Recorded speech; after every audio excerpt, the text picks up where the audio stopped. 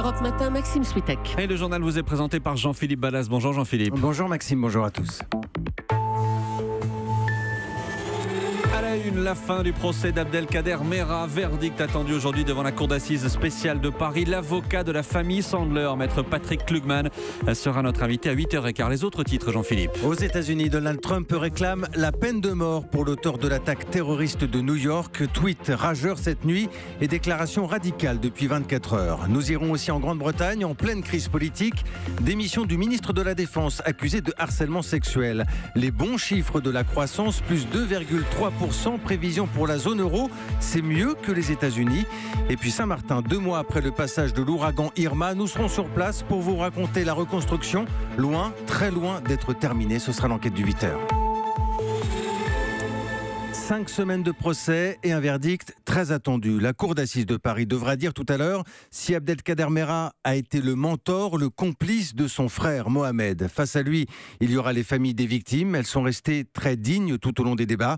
Abdelkader Mera risque aujourd'hui la réclusion criminelle à perpétuité. Chloé Triomphe. Au bout de 5 semaines d'audience, les accusés, comme c'est la loi, ont la parole en dernier. Abdelkader Mera aura donc tout à l'heure la possibilité de s'exprimer une dernière fois devant ses juges, mais aussi devant les familles des victimes. Une phrase, un long discours ou le silence, ce sera son choix avant que la cour parte délibérer pour répondre aux 82 questions préparées par le président. Les magistrats professionnels qui composent cette cour d'assises, comme c'est le cas dans tous les procès de terrorisme, il n'y a pas de jury populaire. Ces 7 juges devront donc se prononcer sur le grand écart qui sépare l'accusation de la défense, la perpétuité requise d'un côté pour complicité d'assassinat face à l'acquittement réclamé par la défense. L'accusé, lui, est resté du début à la fin sur la même position, son innocence, tout en demeurant extrêmement ambigu vis-à-vis des crimes de son petit frère, dont il espère qu'il est au paradis.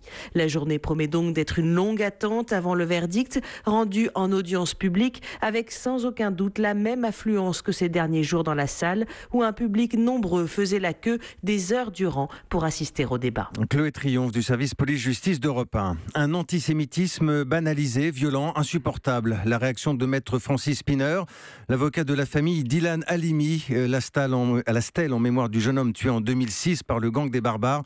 Cette stèle a été vandalisée une nouvelle fois à Bagneux dans les Hauts-de-Seine. Un acte lâche et odieux pour le ministre de l'Intérieur, Gérard Collomb. Une enquête a été ouverte. À New York, Jean-Philippe, l'auteur de l'attaque terroriste, assume totalement son geste. Récit détaillé et glaçant sur son lit d'hôpital. Aux enquêteurs, il se dit satisfait d'avoir tué 8 personnes. Il a même demandé à pouvoir déployer le drapeau noir de l'État islamique dans sa chambre. Il n'en fallait pas plus pour provoquer la fureur de Donald Trump. Le président réclame la peine de mort sans autre forme de procès. Il le dit en lettres capitales dans un nouveau tweet cette nuit. Donald Trump, vindicatif et politique plus que jamais. Aux États-Unis, on retrouve notre correspondant Xavier Yvon. Après la tuerie de Las Vegas, les démocrates avaient voulu relancer le débat sur les armes. Ce n'est pas le moment de faire de la politique, avait répondu Donald Trump. Après l'attaque de New York, il n'a fallu que quelques heures pour que le président fasse de la politique, des tweets et une déclaration pour marteler l'équation de base du Trumpisme. Immigration égale terrorisme.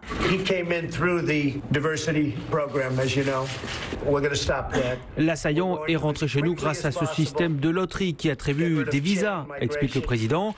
Il veut donc le supprimer et le remplacer par une immigration au mérite. Fini le politiquement correct. Donald Trump accuse, les démocrates sont responsables de ce laxisme et ils ciblent leur chef de file, Chuck Schumer, lui-même sénateur de New York, qui lui répond en parlant du 11 septembre. The contrast between President Bush's actions after 9/11 and President Trump's actions this morning. Il y a un fossé, dit-il, entre l'attitude rassembleuse de George Bush à ce moment-là et celle de Donald Trump aujourd'hui.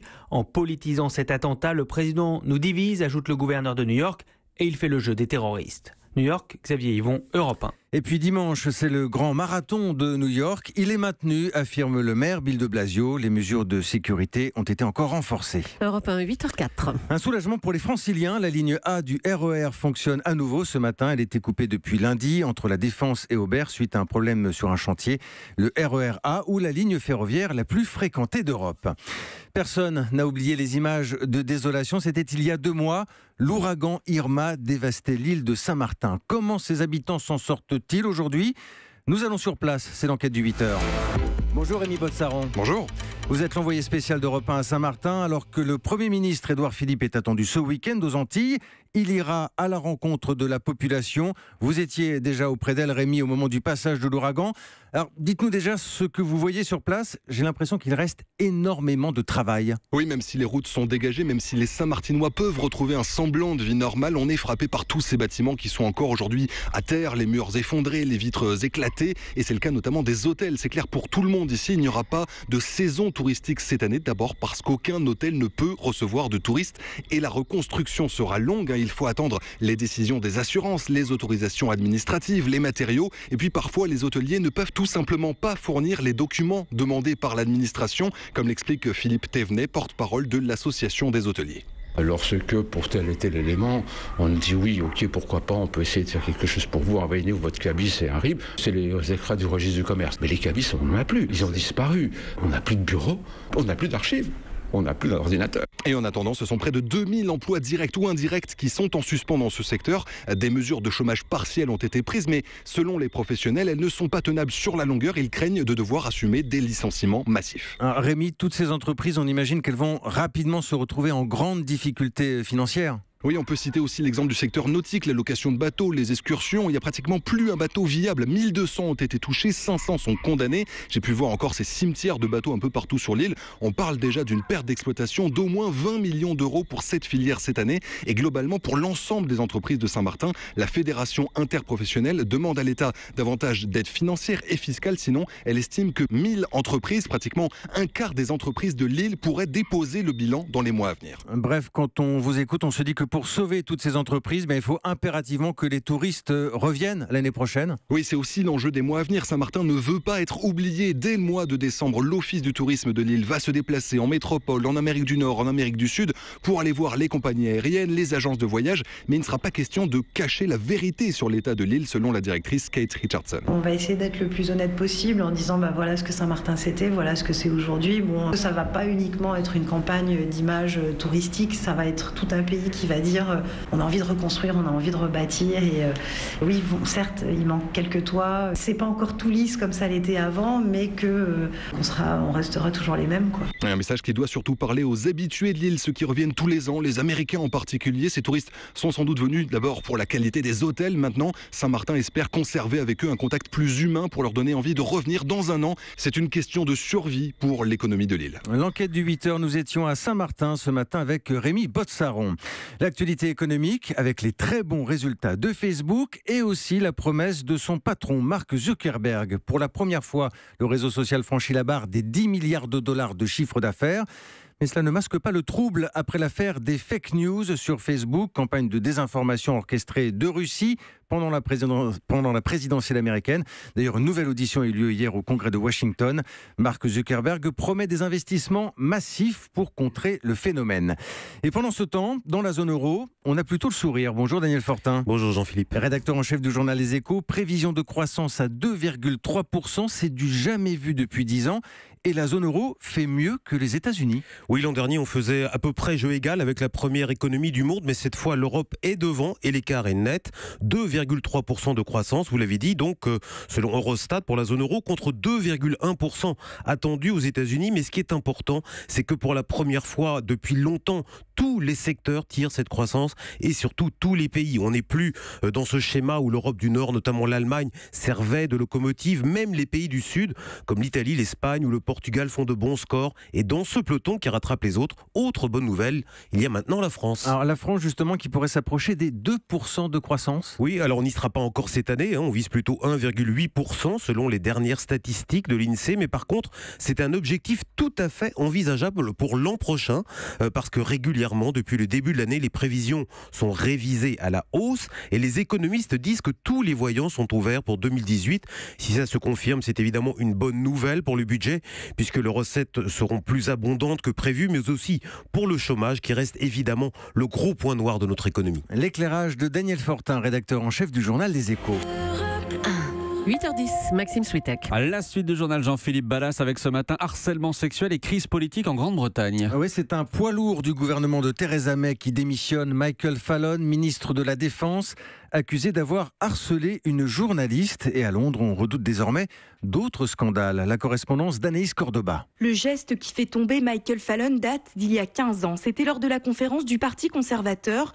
En plein dîner, il fait des avances répétées à une journaliste qui les repousse. Insistant, il pose sa main sur le genou de son interlocutrice à plusieurs reprises. Elle le fait reculer en le menaçant d'un coup de poing.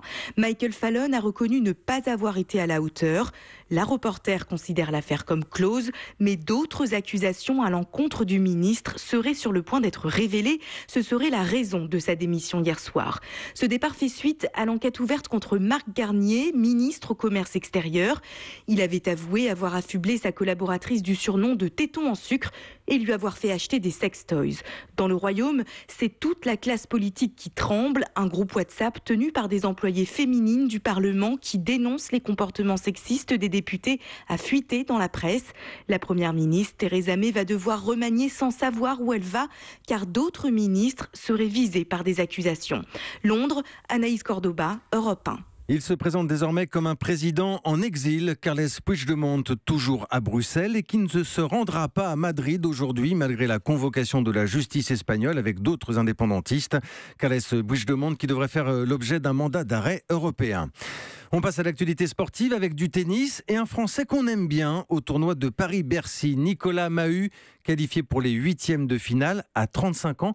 Souvenez-vous, c'est lui qui avait joué le match le plus long de l'histoire, Maxime. 11h05 à Wimbledon, c'était face à John Isner. Impressionnant. Nicolas Mahut, personnage définitivement à part sur le circuit. Christophe Lamar. Nicolas Mahut est un attaquant. Certains sont attirés par la lumière. Lui, c'est au filet qu'il passe sa vie. Son tennis élégant et généreux, sa classe sur les courts lui valent la sympathie sur le circuit. On ne dit pas de mal de Nicolas Mahut. Revers de la médaille, on parle peu de lui. Le public semble le découvrir à chaque fois, mais il s'en moque. À 35 ans, Mahut n'a plus grand-chose à se prouver, sauf à Bercy. La salle le transcende. J'ai ma famille là, j'ai mes amis, j'ai mes coachs et j'ai tout le monde. Et nous, on a ce privilège-là, joueurs français, de terminer la saison ici devant notre public et voilà, on donne le maximum et on profite parce que cette salle, elle est incroyable. Dès qu'ils sentent qu'il y a un résultat ou un exploit qui est possible, ils répondent présent à chaque fois.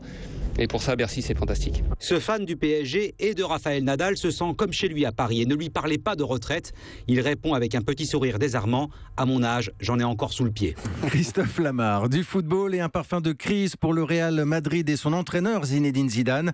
Le club a perdu hier soir en Ligue des Champions 3-1 contre Tottenham. Deuxième défaite après celle en championnat contre Gérone. De son côté, Monaco n'a pu faire mieux qu'un match nul, 1-1 sur la pelouse du Beşiktaş. À suivre ce soir en Ligue Europa, Lyon face à Everton et Marseille face aux Portugais de Guimarães. Jean-Philippe, auriez-vous s'il vous plaît une idée de week-end un peu prolongé pour la Toussaint? Vous tombez bien, je vous emmène en baie de Somme, Maxime, dans un lieu magique, le parc du Marcanterre. Plus de 200 hectares dédiés aux oiseaux. Plus de 300 espèces différentes là-bas. C'est notre correspondant Kevin Tullier qui nous sert de guide. Sur le promontoire qui surplombe le parc du Marcanterre, Brian, 12 ans, est concentré derrière ses jumelles. Ce jeune Belge est venu avec sa famille d'accueil pour ses vacances de la Toussaint. Des dizaines d'oiseaux qu'il observe pour la première fois. Brian, tu fais quoi là? Je regarde les canards. Il accroche. La grande nature, c'est ça qui nous intéresse le plus. Puis franchement, là, on a l'impression qu'on est au printemps où on était. On a chaud. Un paradis pour les oiseaux migrateurs et une plongée en pleine nature pour des touristes guidés par Philippe Caruette, le responsable pédagogique du parc. Voilà, la maison jupée là. À chaque instant, je suis étonné. C'est jamais les mêmes oiseaux. Le pinson qui niche dans mon jardin, c'est la même espèce que le pinson qui vient de Norvège. Le fait que cet petit oiseau de 20 grammes arrive de Norvège, moi, ça me fait rêver. Un peu partout dans le parc, les visiteurs scrutent discrètement les derniers oiseaux migrateurs dans des observatoires en bois. Une chance pour Didier, photographe amateur. Franchement, il est très beau. Ça donne des belles ambiances de lumière avec un automne pareil. Il y a de quoi faire de belles photos. Pour en profiter au maximum, il faut se dépêcher. Avec la baisse des températures, le parc n'ouvrira désormais que les week-ends. Au parc du Marcanterre, Kevin Tullier, Europe 1. C'est beau la baie de Somme. C'est beau, c'est ce que disait Julie. Europe 1.